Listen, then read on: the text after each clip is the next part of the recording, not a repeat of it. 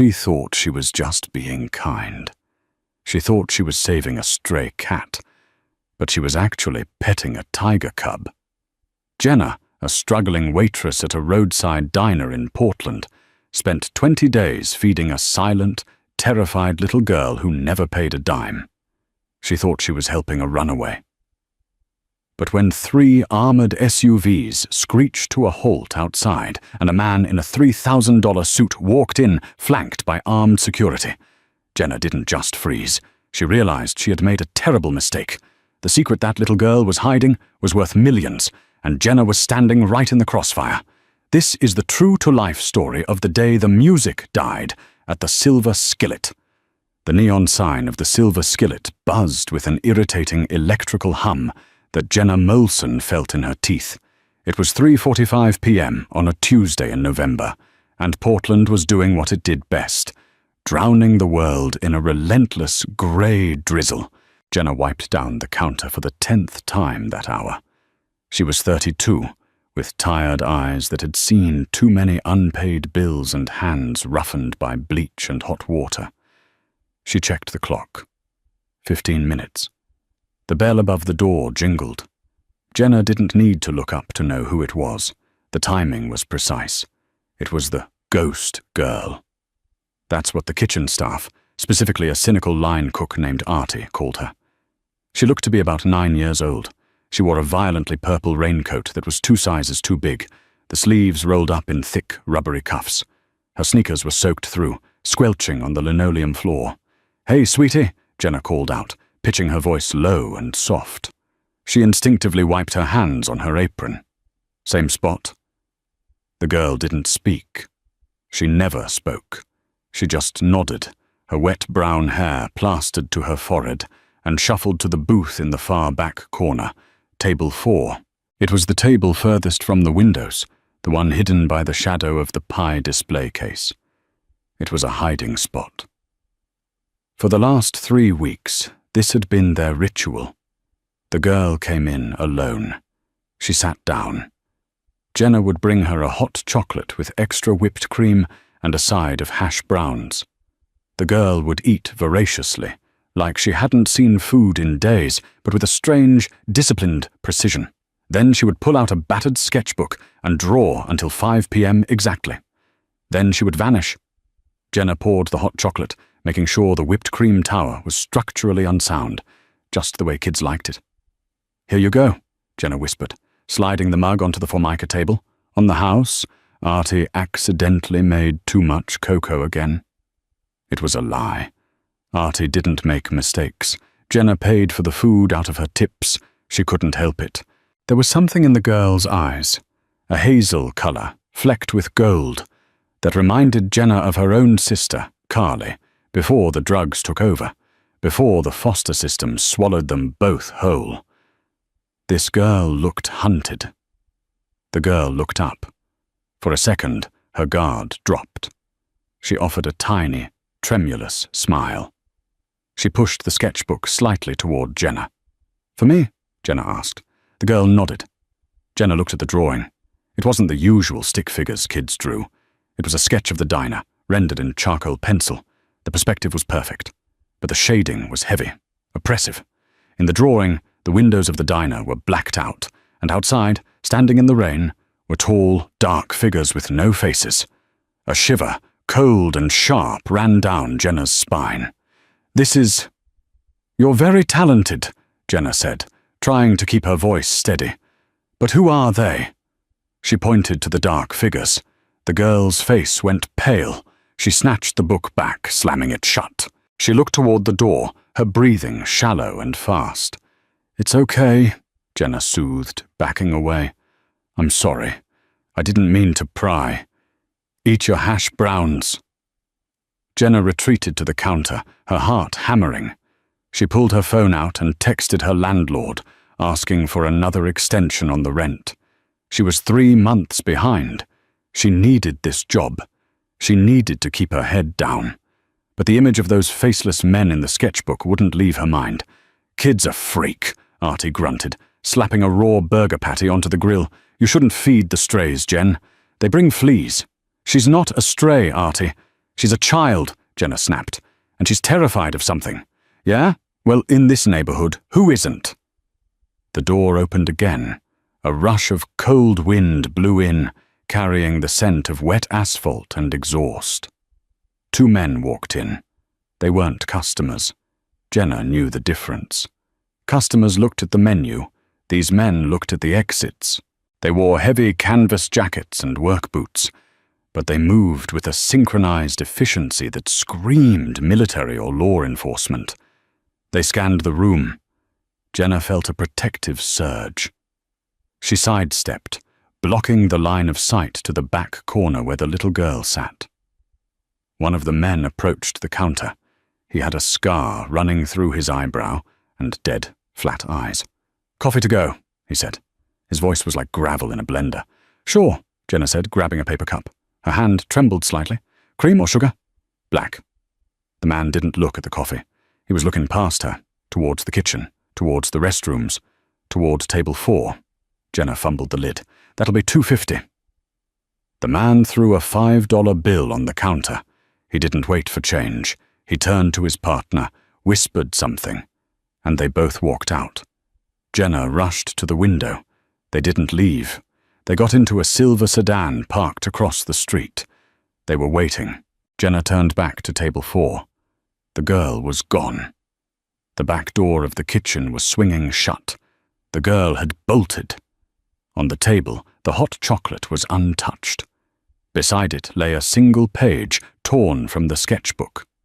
Jenna picked it up. It was a drawing of Jenna. In the drawing, Jenna was standing in front of the girl, holding a shield, and written underneath, in shaky block letters, was one word: hide. The next day, Wednesday, Jenna debated calling the police. But call them for what? A girl drawing pictures? 2 guys buying coffee? In this part of Portland, the police didn't come for bad vibes. She spent the morning jumpy, dropping silverware and mixing up orders. Every time the door chime rang, she flinched. At 3:45 p.m., the girl returned. She looked worse. Her purple coat was torn at the shoulder. There was a smudge of dirt on her cheek. And Jenna's stomach dropped. A fresh, purple bruise blossoming on her wrist. Jenna didn't ask for her order this time. She grabbed the first aid kit from under the counter and a plate of grilled cheese. She walked to table 4 and sat down opposite the girl. "Let me see your hand," Jenna said firmly. The girl hesitated, then extended her arm. The wrist was swollen. It looked like someone had grabbed her hard and tried to drag her. "Did those men do this?" Jenna asked, keeping her voice low. The girl shook her head violently. She pulled a pen from her pocket and opened her sketchbook to a fresh page. She drew a bird. A red bird. A cardinal? No, it was stylized. It looked like a logo. A bird with its wings spread, surrounded by a circle of thorns. She tapped the drawing, then pointed to the window. "The men outside. They work for the Red Bird," Jenna guessed. The girl nodded. Tears welled up in her eyes. She wrote on the paper, "Daddy is coming, but he is sick." "Sick?" Jenna asked. "Is he in the hospital?" The girl shook her head. She tapped her temple. "Head sick." Jenna's mind raced. Mental illness? Was the father unstable? Was he the one who hurt her? It fit the profile. A domestic dispute. A runaway child. A father hunting her down. "Do you have a mum?" Jenna asked. The girl's face shut down. It was a mask of pure grief. She drew a tombstone. "Okay. Dead mum. Unstable, abusive dad. Men watching the diner." "Listen to me," Jenna said, leaning in. "I get off shift at 6. I have a car. It's a piece of junk, but it runs. I can take you to a shelter. I can take you to the police station. We don't have to stay here." The girl looked at Jenna with an intensity that made Jenna feel exposed. She wrote, "No police. They listen to him. Corruption." Great. This was getting deeper than Jenna could handle. But looking at that bruise, Jenna knew she couldn't just serve hash browns and walk away. She was in this. "Okay," Jenna said. "No police. But you can't stay on the street. Tonight, nay, say, you come home with me." I have a futon. We figure this out tomorrow." The girl stared at her, then slowly nodded. Suddenly the atmosphere in the diner changed. It wasn't a noise. It was a pressure drop. The chatter at the other tables died down. Jenna looked up. The silver sedan from yesterday was gone. In its place, blocking the entire front view of the diner, were two massive black Cadillac Escalades with tinted windows. They looked like government vehicles or high-end security. The door of the diner opened. It wasn't the men from yesterday. First, two men in sharp black suits entered. They wore earpieces. They moved with fluid, lethal grace. One secured the door. The other scanned the room, his hand hovering near his waist, right over where a holster would be. "Nobody move," the man by the door said. He didn't shout. He didn't have to. His voice was cold, commanding, and absolute. Then a third man entered. He was tall, over 6'4". He wore a charcoal wool coat over a suit that cost more than Jenna made in 5 years. He had silver hair swept back, a neatly trimmed beard, and a face carved from granite. He was handsome, in a terrifying, Old Testament God sort of way. He took off his leather gloves, slowly, finger by finger. Jenna looked at the girl. The girl had stopped breathing. She was frozen, her eyes locked on the tall man. The man stepped into the center of the diner. He ignored the terrified customers.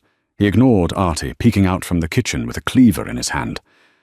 "I am looking for my daughter," the man announced. His voice boomed, deep and resonant. "Her name is Maya." He held up a photo. It was the girl. But in the photo, she was wearing a velvet dress, her hair done up in ribbons. She looked like a princess. The man turned his head. His eyes, blue and piercing like chips of ice, locked onto the back corner. He saw her. "Maya," he breathed. The emotion in his voice wasn't anger. It was hunger. Jenna stood up. She didn't think. She just moved. She stepped out of the booth and placed herself directly between the looming figure and the trembling girl. "You're not touching her," Jenna said. Her voice shook, but she planted her feet. The entire diner went silent. The man blinked, as if noticing Jenna for the first time. He looked her up and down, analyzing her threat level in a microsecond. "Step aside," he said calmly. "No," Jenna said. "She's afraid of you. She's got bruises on her arm. You're not taking her anywhere." The man's eyes narrowed. "Bruises?" He took a step forward. The two bodyguards tensed, ready to pounce. Jenna grabbed a ketchup bottle from the table, a pathetic weapon, but it was all she had. "I swear to God, I will scream." The tall man stopped. A strange expression crossed his face. Confusion? Or maybe impressed amusement. "I am Damien Cross," he said, as if the name should explain everything. "And that child is my life. Now step aside or my associates will remove you." "Your associates can try," Jenna spat. Damien Cross signaled to the bodyguard on his left, a man with a neck as thick as a tree trunk. "Chris, move her, gently." Chris stepped forward, reaching for Jenna's arm. "No!" The scream didn't come from Jenna. It came from table 4. The girl, Maya, stood up on the bench. She found her voice. It was raspy, unused, but loud. "No, don't hurt her!" Maya scrambled over the table, not running away from Damien, but running to Jenna. She threw her arms around Jenna's waist, burying her face in Jenna's apron. Damien Cross froze.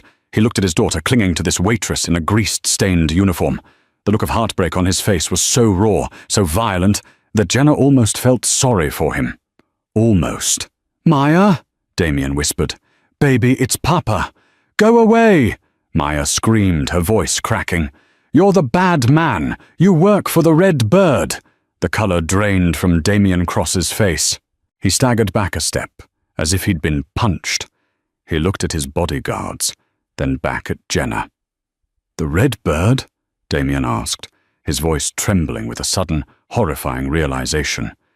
She thinks I am the Red Bird?" He looked at Jenna, his eyes wide with panic.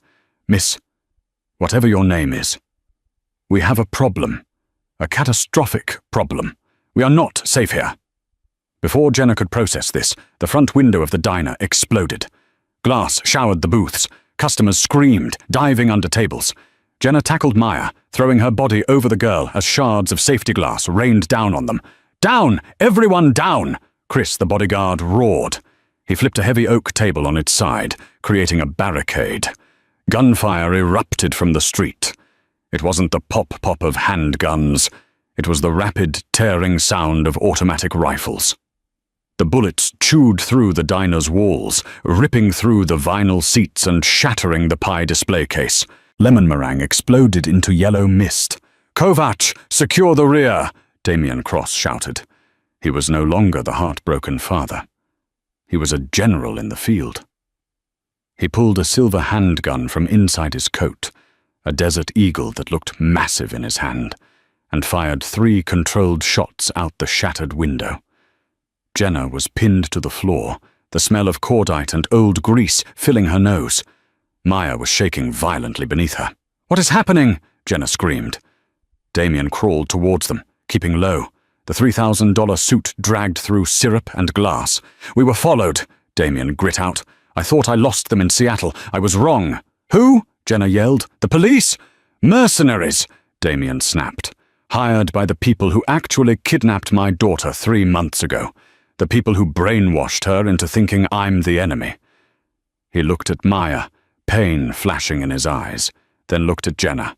"Listen to me," Damien said, grabbing Jenna's shoulder. His grip was iron. "You are Jenna Molson, correct? Born in Reno? Sister named Carly?" Jenna's jaw dropped. "How do you know that?" "I know everything about everyone who gets within 10 feet of my daughter," Damien said. "You have a back exit through the kitchen. Does it lead to the alley or the main road?" "The alley," Jenna stammered, "but the delivery truck is parked there. It's blocked." "Kovac!" Damien barked into his lapel microphone. "Kitchen is compromised. We hold the room." The gunfire stopped abruptly. The silence was louder than the noise. "They're reloading," Chris said, crouching by the overturned table. "Or they're breaching." Damien looked at Jenna. "Can you shoot?" "I'm a waitress," Jenna yelled. "I serve pancakes." "Today you serve survival," Damien said. He reached into his ankle holster and pulled out a smaller, compact Glock. He shoved it into Jenna's hand. It was heavy and warm. "Safety is on the trigger. Point and squeeze. Don't shoot me, and don't shoot the child. Everyone else is fair game." Jenna stared at the gun. Her hands were shaking so hard she thought she might drop it. This wasn't real. This was a movie. "Why are they doing this?" Jenna whispered. Damien checked the magazine of his gun. "Because Maya isn't just a child, Jenna. Her mother, my ex-wife, died leaving her the sole heir to the Vane shipping conglomerate. It's worth $4 billion, but Maya only inherits if she reaches her 10th birthday alive." Damien looked at his watch. "Her birthday is tomorrow." Jenna looked down at the little girl in the oversized purple coat. The ghost girl wasn't a runaway. She was a $4 billion target. "The Red Bird," Maya whispered, her face pressed against the linoleum. "They are the Red Bird." "The Order of the Red Bird," Damien corrected grimly. "An extremist faction within the company. They want the money for, let's just say, bad things." Crash! The back door to the kitchen flew open. Artie, the cook, flew backward into the dining area, knocked unconscious. 2 men in tactical gear with red patches on their shoulders stormed in. "Contact rear!" Kovac yelled. The diner turned into a war zone. Kovac engaged the intruders in hand-to-hand combat, using a frying pan from the counter to bludgeon the first attacker. "Chris, get them to the freezer," Damien ordered. "Jenna, take Maya. Go to the walk-in freezer. It's steel reinforced. Go!" Jenna grabbed Maya's hand. "Run!" They scrambled up, slipping on the wet floor. Bullets pinged off the coffee machines, sending sprays of hot water and steam into the air. Jenna didn't look back. She dragged Maya over Artie's unconscious body and threw open the heavy silver door of the walk-in freezer. She shoved Maya inside and jumped in after her. Just as she was pulling the heavy door shut, a hand jammed into the gap. A man in a black mask glared at her through the crack. He had a knife. Jenna screamed. She raised the gun Damien had given her. She didn't know how to aim.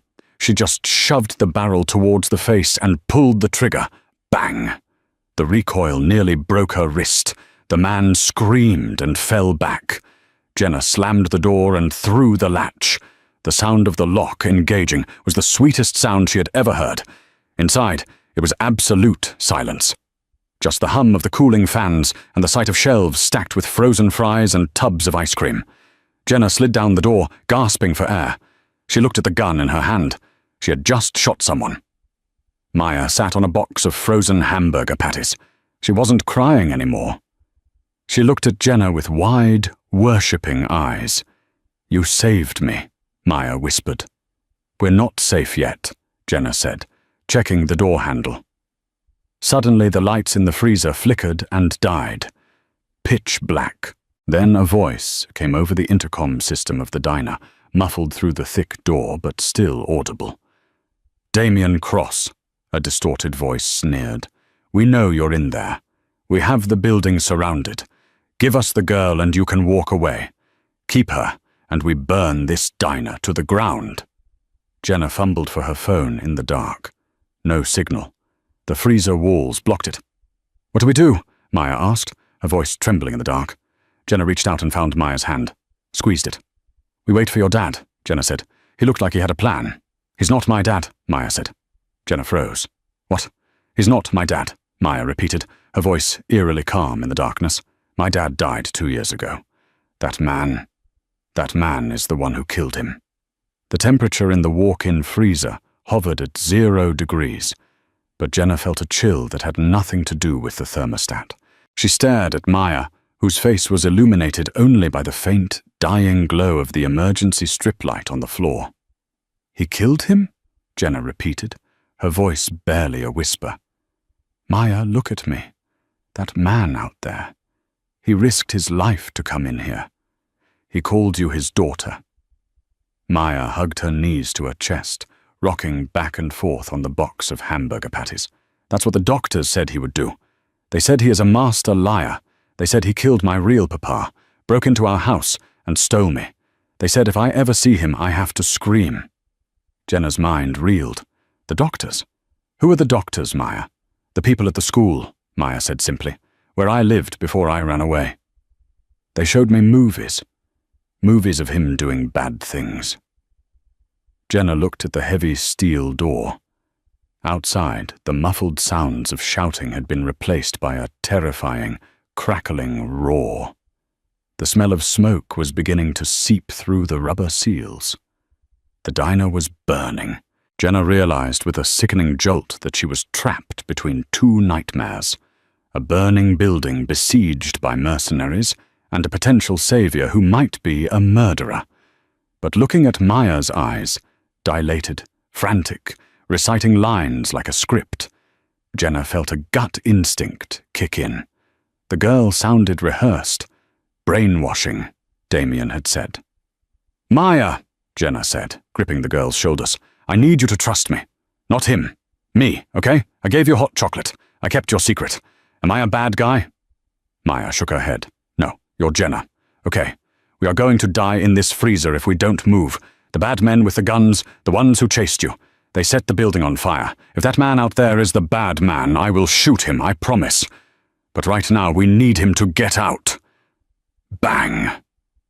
The lock of the freezer door disintegrated. Sparks showered into the dark room. The heavy door was kicked open. Smoke billowed in, thick and black, carrying the acrid stench of melting plastic and burning vinyl. Damien Cross stood in the doorway, silhouetted by the orange inferno that used to be the silver skillet. He was bleeding from a cut on his forehead, the blood running down into his silver beard. He held a wet rag over his mouth. "Move!" he roared, his voice raw. "The gas line is going to blow!" He reached for Maya. Maya screamed and scrambled back behind the shelving unit. Damien looked at Jenna, desperation wild in his eyes. "She won't come to me. You have to carry her. Please, I'll cover you." Jenna didn't hesitate this time. She grabbed Maya. "Climb on my back, now, Maya, or we burn!" Maya, sobbing, climbed onto Jenna's back, wrapping her arms around Jenna's neck. Jenna stood up, coughing as the smoke hit her lungs. They ran. The diner was unrecognizable. The ceiling was sagging, flames licking the acoustic tiles. The heat was physical, a wall of pressure pushing against them.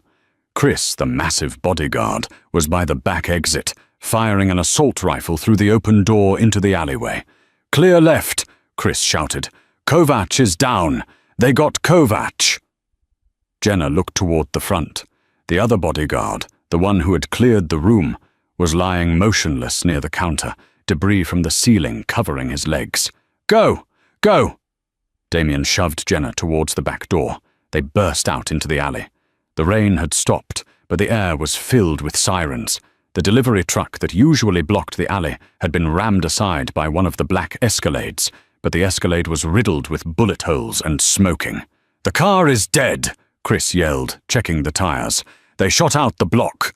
"My car!" Jenna choked out, pointing down the alley to a rusted 2008 Honda Civic with a dented bumper. "It's parked behind the dumpster." Damien didn't blink at the sight of the junker. "Keys? In my pocket. Give them to Chris. Chris, drive. Jenna, back seat with Maya. Stay low." They piled into the tiny Honda. It smelled like old French fries and vanilla air freshener. Chris, a man the size of a vending machine, squeezed into the driver's seat, his knees jamming against the dashboard. Damien dove into the passenger seat, his weapon trained on the alley entrance. "Start it," Damien commanded. Chris turned the key. The engine sputtered, wheezed, and died. "Come on, you piece of junk," Jenna pleaded from the back seat, pushing Maya's head down below the window line. Bullets sparked off the dumpster next to them. The mercenaries were advancing down the alley. Chris turned the key again. Vroom! The engine roared to life, shaking the whole frame. "Hold on!" Chris yelled. He threw the car into reverse. The Honda shot backward, smashing through a wooden fence, scraping sparks along the brick wall.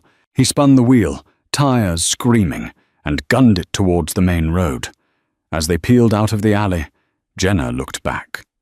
The Silver Skillet, her workplace for 5 years, erupted. A massive fireball blew out the front windows, sending a plume of black smoke into the Portland sky. "My tips," Jenna whispered irrelevantly, shock finally setting in. "I left my tips in the jar." Damien turned in the front seat. He looked at the burning building, then at his daughter, then at Jenna. He reached into his jacket pocket, pulled out a money clip thick with $100 bills, and tossed it into Jenna's lap. "Consider it reimbursed," he said. "Drive, Chris. Get us off the grid. Route B." They drove in silence for 20 minutes, weaving through the industrial district to lose any tails. Chris drove the Honda like it was a tank, taking corners aggressively but with precision. In the back seat, Maya had fallen asleep, or passed out from adrenaline. Her head rested heavily on Jenna's shoulder. Jenna looked at the girl's hand. She was still clutching the drawing of the red bird. "She thinks you killed her father," Jenna said quietly, her voice flat. She was staring at the back of Damien's head. Damien didn't turn around. He was watching the side mirrors. "I know." She said the doctors told her.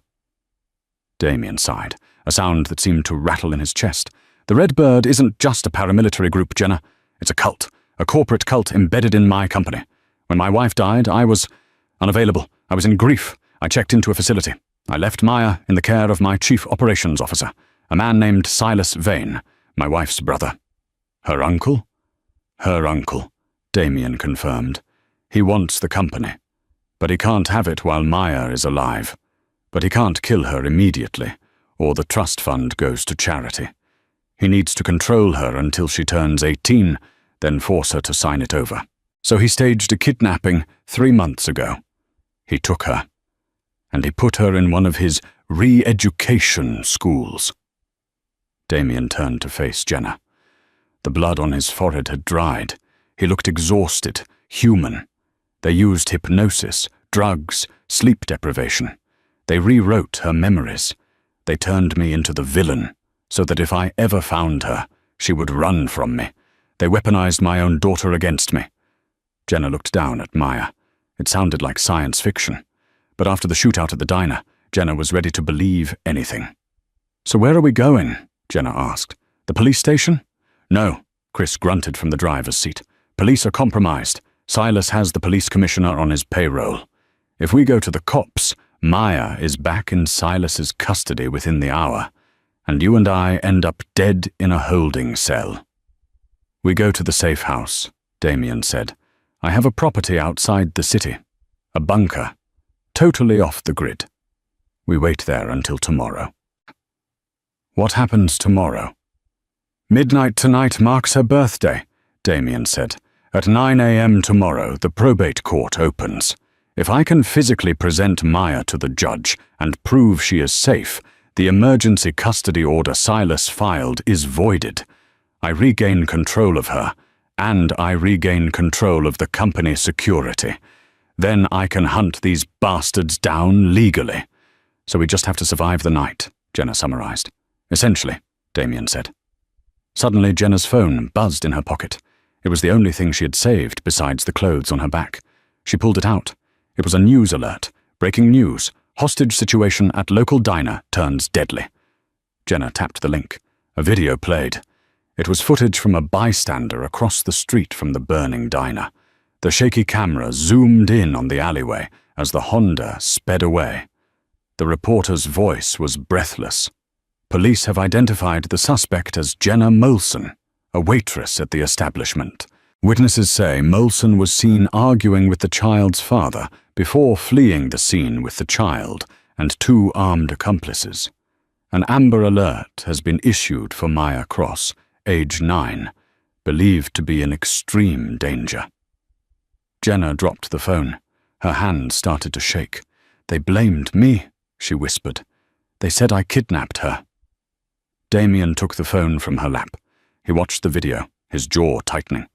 "Silas moves fast," Damien murmured. "He owns the media narrative too.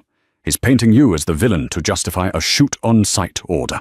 "Shoot on sight!" Jenna shrieked. "I'm a waitress. I haven't paid my rent in 3 months. I'm not a criminal mastermind."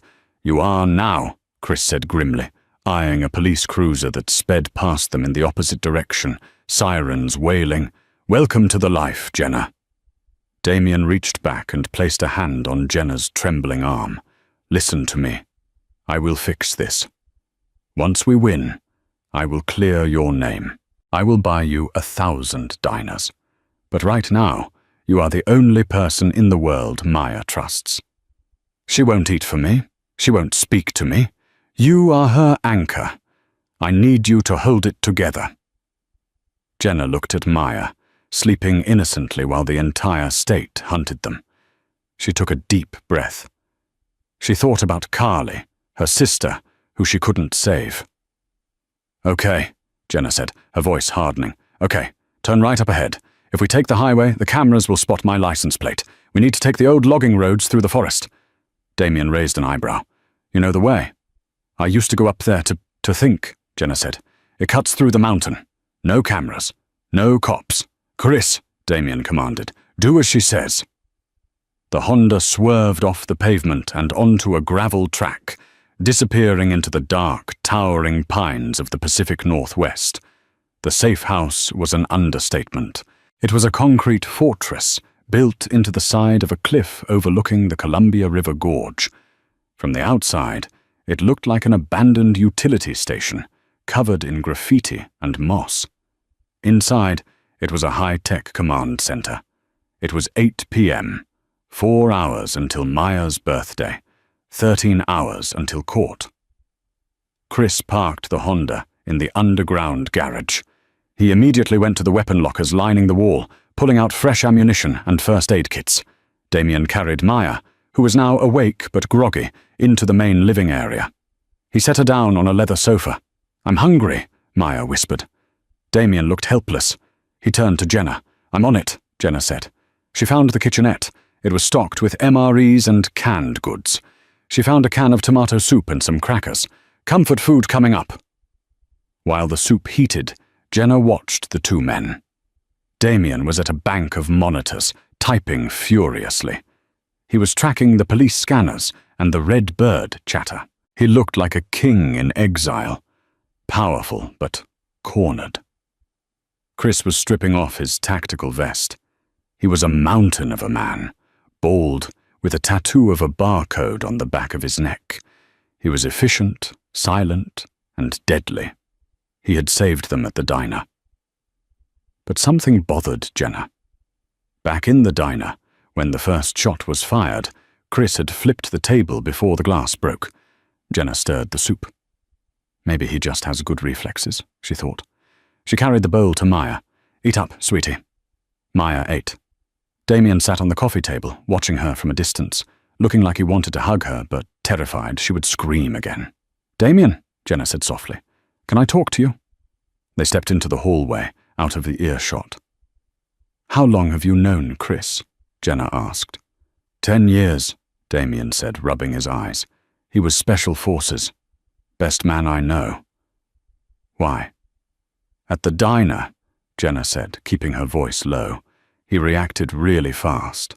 And just now, when we pulled in, did you see him check his watch?" "So?" "He didn't check the time," Jenna said. "He tapped the screen 3 times, like a signal. Does he have a smart watch?" Damien frowned. "Standard issue tactical Garmin. Why are you suspicious?" "Because," Jenna hesitated, "because in the car, when the news report came on, Chris wasn't surprised. You were angry. I was scared. Chris..." He looked satisfied. Damien stared at her. "Chris is loyal. He took a bullet for me in Fragment. Just be careful," Jenna said. Damien nodded slowly, though he didn't look convinced. "I need to check the perimeter sensors. Stay with Maya." Damien walked towards the security room. Jenna went back to the sofa. Maya had finished the soup. "Jenna?"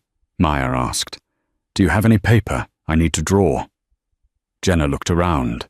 There was a notepad by the phone. She handed it to Maya with a pen. Maya started sketching furiously. "What are you drawing?" Jenna asked. "The bad man's friend," Maya whispered. Jenna looked at the paper. Maya was drawing Chris. She drew him big and bulky.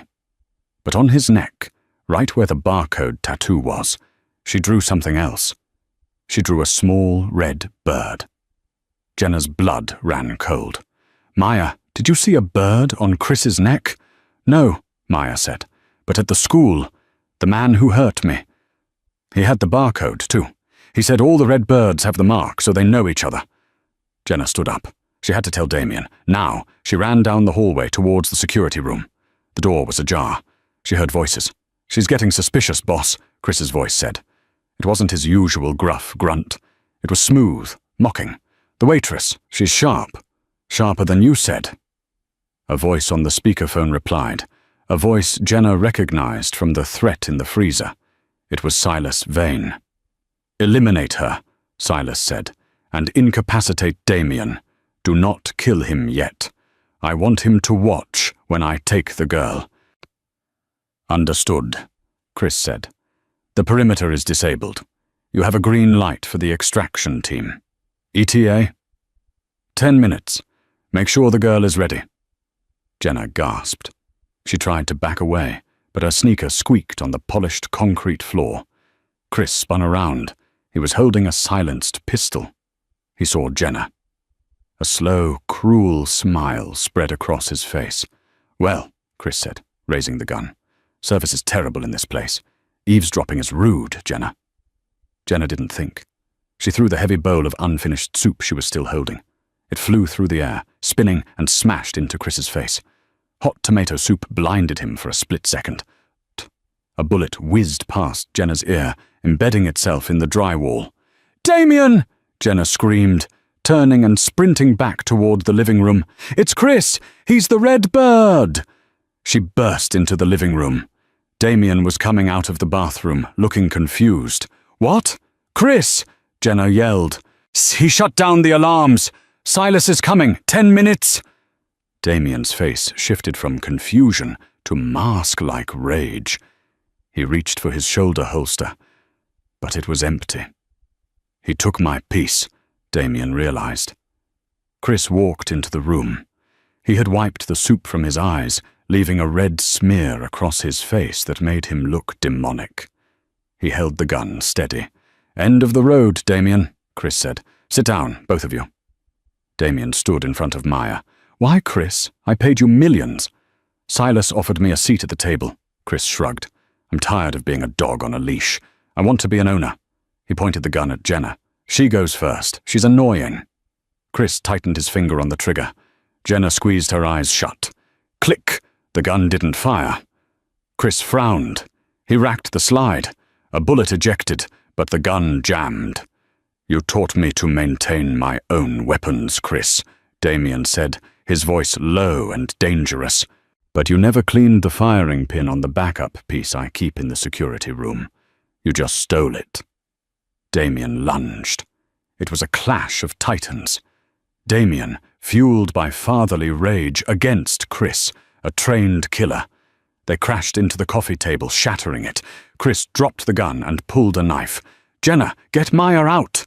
Damien shouted, struggling to hold Chris's knife arm back. The blade was inches from Damien's throat.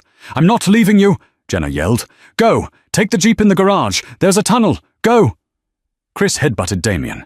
Damien groaned, blood spurting from his nose, but he didn't let go of Chris's arm. "Run!" Damien roared. Jenna grabbed Maya's hand. "Come on!" They sprinted for the garage access. Jenna looked back one last time. Chris was on top of Damien. He had the knife raised. Jenna made a choice. She saw the dropped gun on the floor, the one that had jammed. She let go of Maya's hand. "Get in the jeep, Maya!" Jenna ran back. She slid across the floor, grabbing the gun. She didn't know how to clear a jam. She remembered what Artie showed her once with the diner's toaster. Hit it. She slammed the slide of the gun against the floor hard. The jammed casing flew out. She raised the gun. Chris was bringing the knife down. Jenna didn't aim for the head. She aimed for the biggest target. Bang! The shot hit Chris in the thigh. He roared in pain and collapsed sideways. Damien didn't waste the second. He grabbed a heavy glass sculpture from the debris of the table and brought it down on Chris's head. Chris went limp. Damien stood up, heaving, covered in blood, his own and Chris's. He looked at Jenna, holding the smoking gun. "You fixed the jam," Damien wheezed, impressed. "I hit it," Jenna said, breathless. "Works," Damien grinned weakly. A siren wailed in the distance. Not police. It was a low, mechanical hum. A helicopter. "They're here," Damien said. "Extraction team. We can't use the jeep. They'll see it from the air." "Then how do we get out?" Maya asked, peeking from the doorway. Damien looked at the wall of the bunker. "We don't go out. We go down." He walked to the bookshelf and pulled a fake copy of War and Peace. The bookcase clicked and swung open. Behind it was a dark, damp tunnel hewn into the rock. "Old smuggling tunnels from the Prohibition era," Damien said. "It leads to the river. We have to swim." "Swim?" Jenna looked at her sneakers. "It's November in Portland." "Better wet than dead," Damien said. "Let's go." The tunnel smelled of wet earth and century-old rot. Damien led the way, his flashlight beam cutting through the oppressive darkness, while Jenna brought up the rear, clutching Maya's hand so tightly her knuckles turned white. Every drip of water sounded like a footstep behind them. When they finally burst out of the drainage pipe onto the muddy banks of the Columbia River, the relief was short-lived. A deafening roar tore through the sky. A black helicopter swept overhead, its searchlight slicing the darkness just feet from where they dove into the freezing reeds. "They're scanning the grid," Damien hissed, shivering violently. "We have to cross now."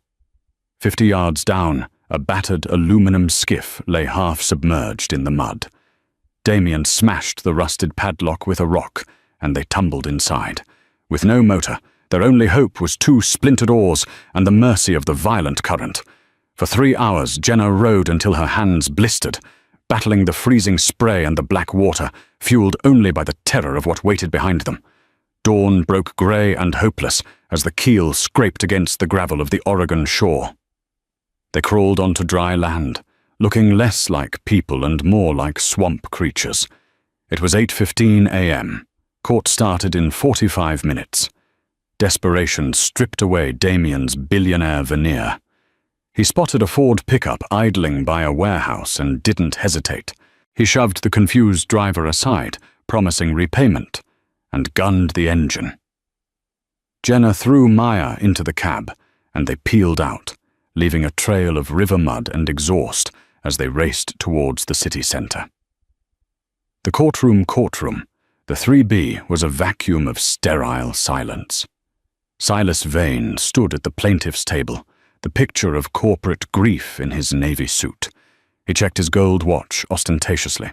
"Your Honour," Silas said smoothly, "it is 9 a.m. My brother is a fugitive. For the safety of the estate, and more importantly for Maya, I ask you to grant the emergency custody order immediately." The judge sighed, picking up her pen. Given the circumstances, boom!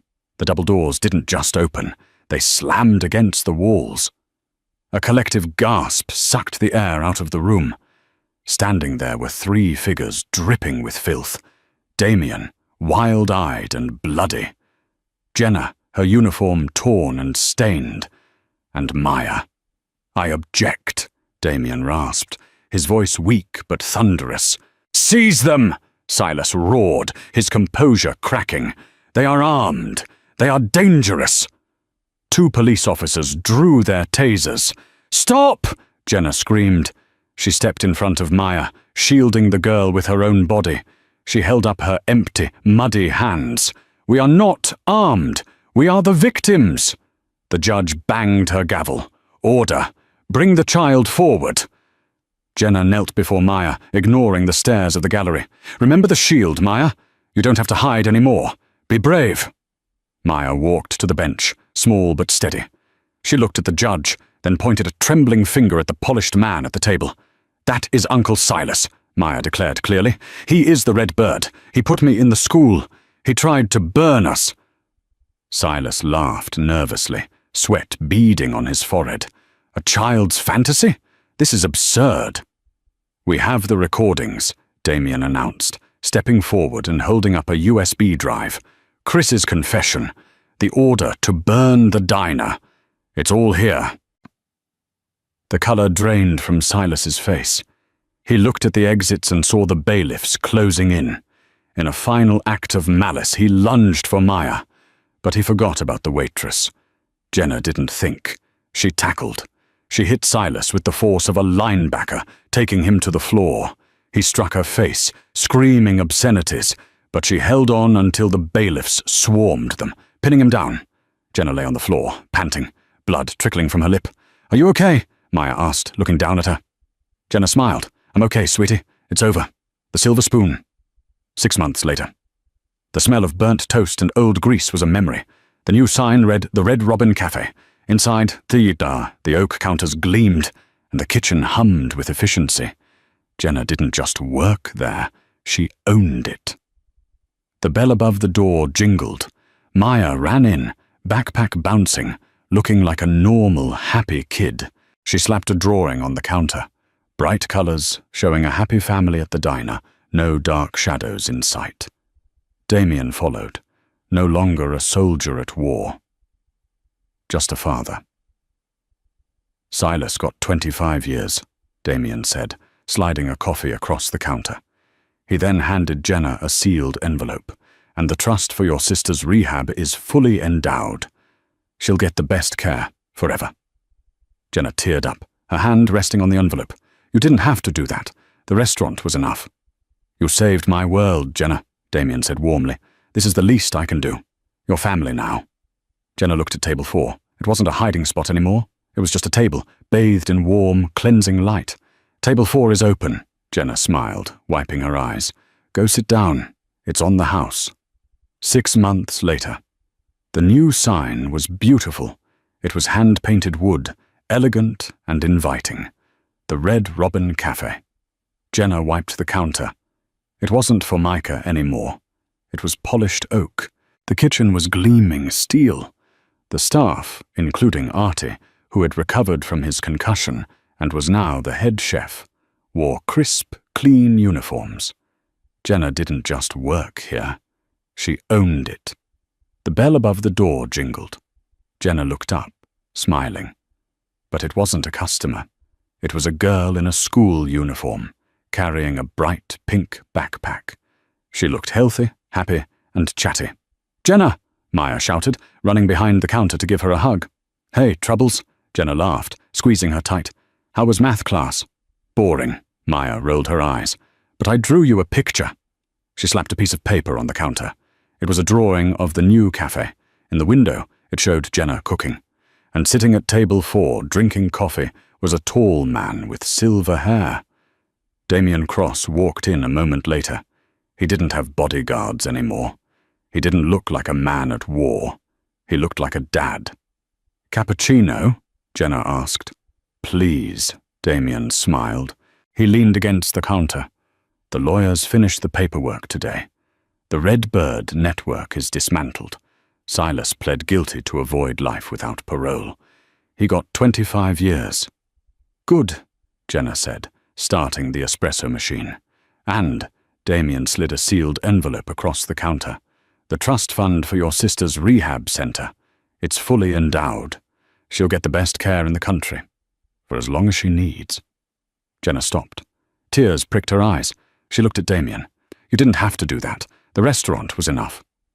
"You gave me my life back," Damien said, looking over at Maya, who was stealing a cookie from the jar. "Money is the least I can do. Your family, Jenna." Jenna looked at the drawing on the counter. The charcoal shadows were gone. The picture was full of color. "Table 4 is open," Jenna said, wiping her eyes. "Go sit down. It's on the house." Damien smiled. "I wouldn't have it any other way." As he walked away, Jenna looked out the window. The rain was falling in Portland, soft and gentle. It wasn't a gloomy rain anymore. It was the kind of rain that washed everything clean. Jenna Molson started that week thinking she was invisible. She ended it as a guardian angel who brought down a billion-dollar conspiracy. She proved that sometimes the strongest shield isn't made of steel, it's made of compassion, a hot chocolate, and the courage to stand between a monster and a child. What would you have done if you saw that sketchbook? Would you have looked away, or would you have stood your ground? If this story kept you on the edge of your seat, please hit that like button. It really helps the channel. Share this video with a friend who needs a reminder that everyday heroes are real, and don't forget to subscribe and hit the bell so you don't miss our next story of survival and justice. Thanks for watching.